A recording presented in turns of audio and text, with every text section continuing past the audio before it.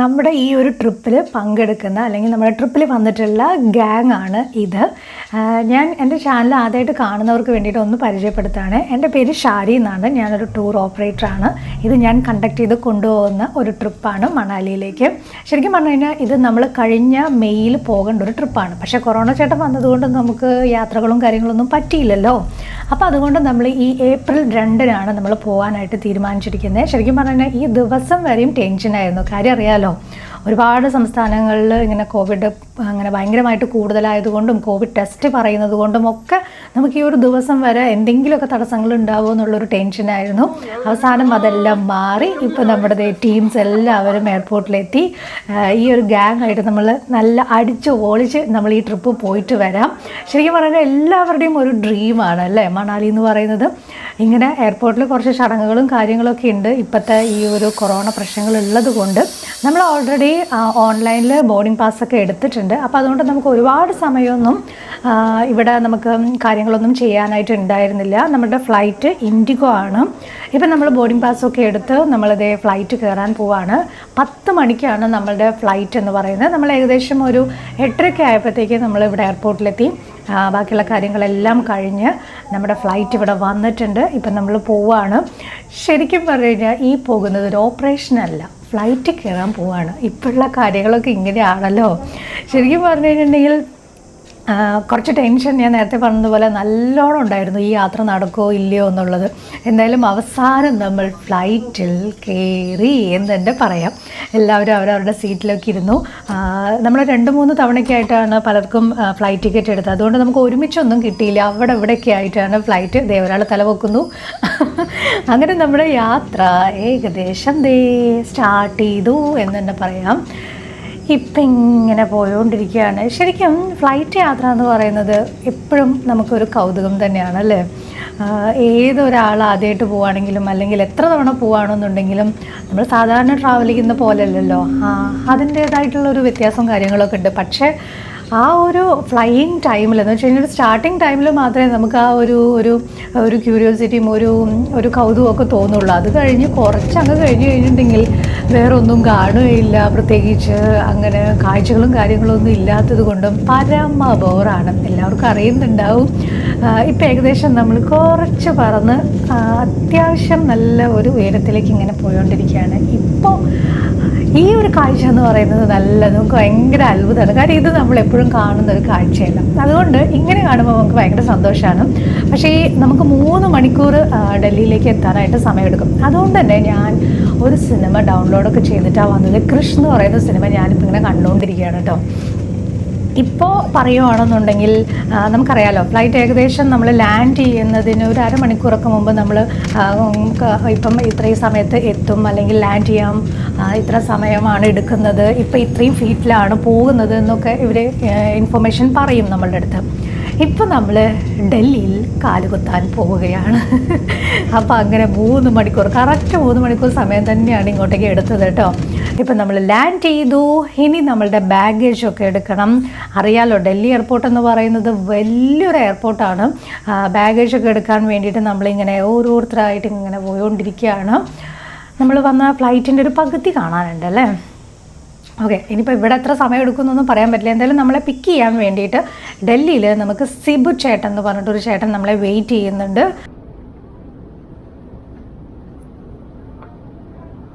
Hello, അങ്ങനെ നമ്മൾ ഡൽഹിയിൽ ഇപ്പോൾ എത്തിയിട്ട് കുറച്ച് നേരമായി. നമ്മൾ ഫുഡൊക്കെ കഴിച്ചിട്ട് ബസ്സിന് വേണ്ടിയിട്ട് നമ്മൾ വെയിറ്റ് ചെയ്യുകയാണ്. അപ്പോൾ ഇവിടെ ഒരു ടെമ്പിൾ കണ്ടു. അപ്പോൾ നമ്മൾ അവിടെ നിന്ന് കുറച്ച് നേരം പോയി കഴിഞ്ഞ് വിശ്രമിക്കാമെന്ന് വിചാരിച്ചിട്ട് നമ്മൾ ഇവിടെ ഇരിക്കുകയാണ്.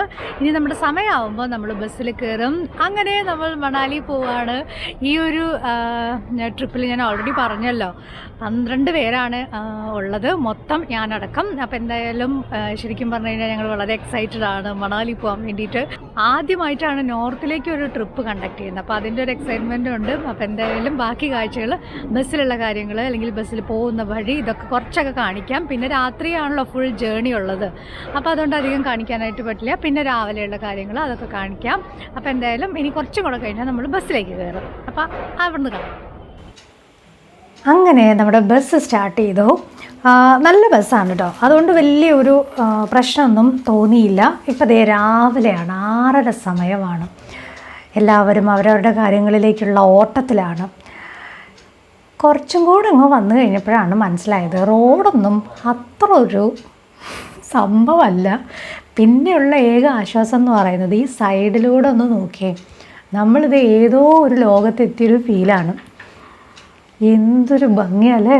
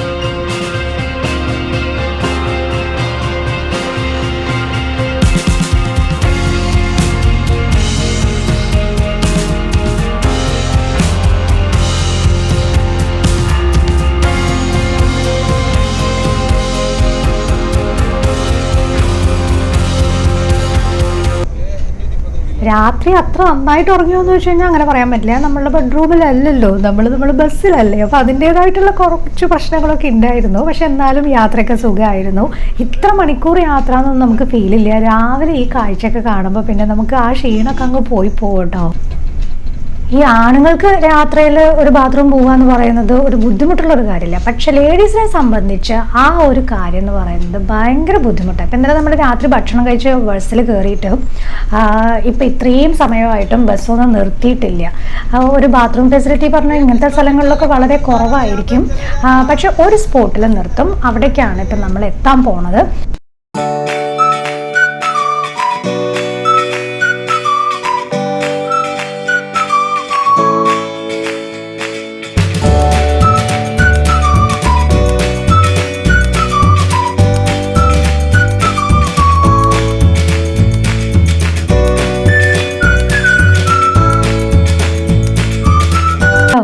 പറഞ്ഞതിൽ എന്തെങ്കിലും തെറ്റുണ്ടോ? എന്തൊരു ഭംഗിയല്ലേ. അങ്ങനെ നമ്മൾ ബസ് ഇറങ്ങുന്ന സ്ഥലമാണിത് കേട്ടോ. എല്ലാവരെയും പിക്ക് ചെയ്യാൻ വേണ്ടിയിട്ടുള്ള വണ്ടികൾ വന്നിട്ടുണ്ട്. നമ്മളുടെ ട്രാവലറും എത്തിയിട്ടുണ്ട്. നമ്മളിവിടുന്ന് കൊണ്ടുപോകുന്നത് നിസാം എന്ന് പറയുന്ന ഒരു ബ്രദറാണ്. അപ്പം പുള്ളിയാണ് ഇവിടെ നമുക്ക് 2-3 ദിവസമുള്ള കാര്യങ്ങളെല്ലാം അറേഞ്ച് ചെയ്തേക്കുന്നത്. അപ്പോൾ നിസാമാണ് ബാഗൊക്കെ ഇപ്പോൾ എടുത്ത് വെക്കുന്നത്. നമ്മളുടെ ബാഗേജൊക്കെ ആയിട്ട് നമ്മളിനി ഇവിടുന്ന് പോവാണ് നേരെ നമ്മൾ റൂമിലേക്ക്.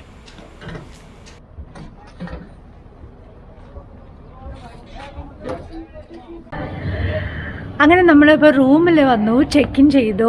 ഇനി നമ്മൾ ഭക്ഷണമൊക്കെ കഴിച്ച് കഴിഞ്ഞിട്ടാണ് നമ്മളിവിടെ കാഴ്ചകളൊക്കെ കാണാനായിട്ട് പോവുള്ളൂ. നിങ്ങളിങ്ങോട്ട് വരുന്ന വഴിയുള്ള കാര്യങ്ങളൊക്കെ കണ്ടല്ലോ.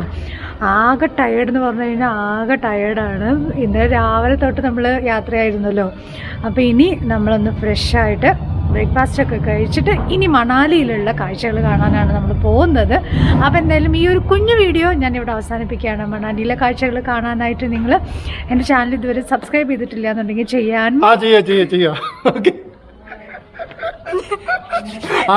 നമസ്കാരം, ശബരി ദ ട്രാവലർ. ഓക്കെ, എന്താ പോലീസുകാർക്ക് എന്ത് ഈ വീട്ടിൽ കാര്യം? വെറുതെ പോയപ്പോ ആരെവിടെ വീഡിയോ എടുക്കുന്ന കാരണം കാര്യം വന്നതാ. ഇത് ഞാൻ ശരിക്കും പറഞ്ഞ സർപ്രൈസ് ആയിട്ട് വെച്ചിരിക്കുകയായിരുന്നു. പൊളിഞ്ഞു പാളീസാക്കി. അപ്പം നമുക്ക് ഞാൻ പ്രത്യേകിച്ച് പരിചയപ്പെടുത്തി തരേണ്ട ആവശ്യമില്ല. പുതിയതായിട്ട് ഉള്ള ആൾക്കാർക്ക് അറിയത്തില്ലായിരിക്കുമല്ലോ. ശബരി ദ ട്രാവലർ എന്ന് പറഞ്ഞിട്ട് ഒരു യൂട്യൂബ് ചാനലിലുള്ള ഒരു മുതലാളിയാണ്. അത്യാവശ്യം എഴുത്തൊക്കെ ചെയ്യും.